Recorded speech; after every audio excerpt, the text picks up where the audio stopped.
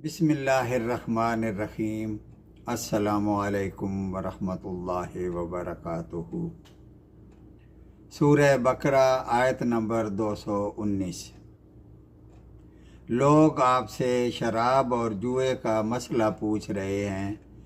आप कह दीजिए कि इन दोनों में बहुत बड़ा गुनाह है और लोगों को इससे दुनियावी फ़ायदा भी होता है, लेकिन इनका गुनाह इनके नफ़े से बहुत ज़्यादा है।